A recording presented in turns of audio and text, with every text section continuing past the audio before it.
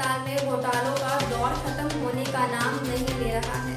नियमित सरकारी अस्पताल में कार्यरत नर्सों को सुसज्जित आवास, निःशुल्क बिजली पानी सहित प्रदान करने का प्रावधान है, परंतु इसके विपरीत एमजीएम अस्पताल में कार्यरत नर्सों से बिजली पानी के लिए राशियों की वसूली की जा रही है। यह जानकर हैरानी होगी कि एमजीएम अस्पताल में बिजली पानी की राशियों को आईसीआईसीआई बैंक के खाते में जमा कराया जाता है, जबकि हमें प्राप्त हुई जानकारी के अनुसार इस अस्पताल की सारी लेन देन एसबीआई बैंक के खाता में होता है। तो फिर सवाल यह उठता है कि बिजली पानी की राशियों को आईसीआईसीआई बैंक के खाते में क्यों जमा कराया जा रहा है तथा अस्पताल के अधीक्षक नियमों के विपरीत बिजली पानी के नाम पर राशियों की वसूली आखिर किस आदेश के तहत कर रहे हैं। आइए देखते हैं इस संबंध में पूर्व नर्स पंचोला एकता से हुई हमारी यह खास बातचीत।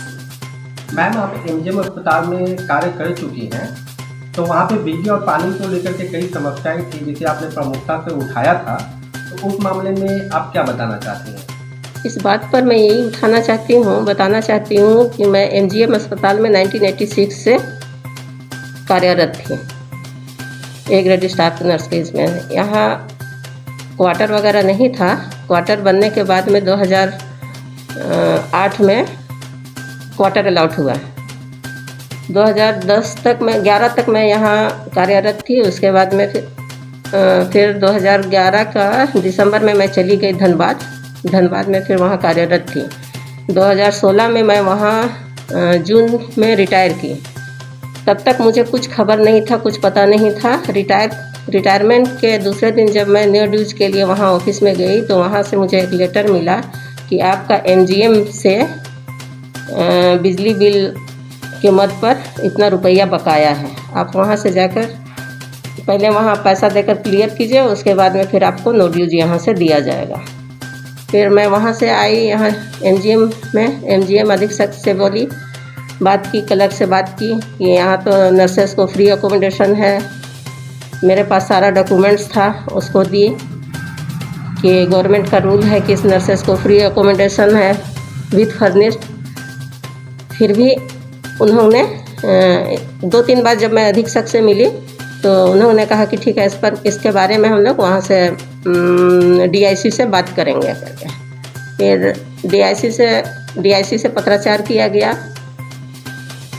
मुझे कोई जवाब नहीं मिला, ना अधीक्षक से मिला, ना डीआईसी से मिला।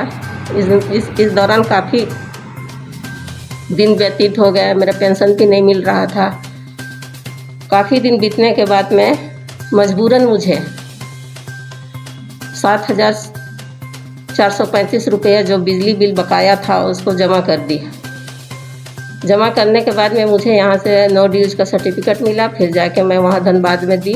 धनबाद में देने के बाद में फिर मुझे वहाँ नो ड्यूज का सर्टिफिकेट दिया, जिसे ट्रेजरी में ले जाकर मैं जमा की। जमा करने के बाद मेरा पेंशन चालू हुआ। चालू होने के बाद फिर मैंने डीआईसी से फिर पत्राचार किया, आरटीआई के तहत पूछताछ की।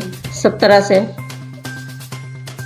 पूछने के बाद में उन्होंने मुझे वहाँ से लेटर दिया कि इस संबंध में कोई कार्रवाई नहीं की गई है और इस पर कोई कार्रवाई नहीं की जाएगा। है कि जितने भी यहाँ मेडिकल कॉलेज हैं, सदर हॉस्पिटल है, जितने भी कॉलेज हैं, सब जगह फ्री अकोमोडेशन सभी नर्सेस को है।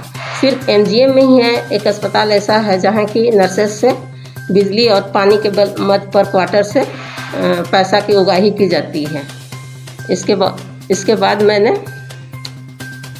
एमजीएम के अधीक्षक के पास में गई और फिर एप्लीकेशन दी कि मेरा जो गलत तरीके से जब मेरा पैसा वसूली किया गया है बिजली और पानी के मद पर, उसको वापस किया जाए।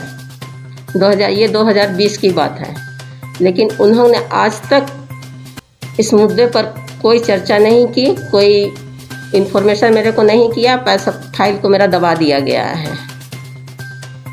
इसी तरह यहाँ जितने भी डॉक्टर्स हैं, कर्मचारी डॉक्टर्स हैं और नर्सेस हैं, सभी से पैसों की उगाही की जाती है और उसे एक प्राइवेट बैंक आईसीआईसी बैंक में जमा किया जाता है। जबकि जहाँ तक मैं जानती हूँ कि जितने भी सरकारी ट्रांजैक्शन होते हैं वो सरकारी बैंक पर ही होते हैं।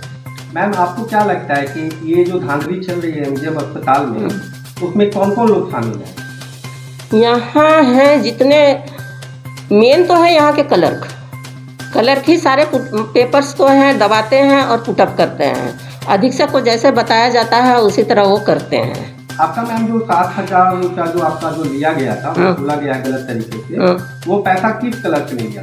राजीव बनर्जी था और राजेंद्र गोस्वामी था। अच्छा, ये बिजली पानी का जो प्रॉब्लम हो रहा है यहाँ पे, जो पैसे की वसूली की जाती है, तो सभी से की जाती होगी?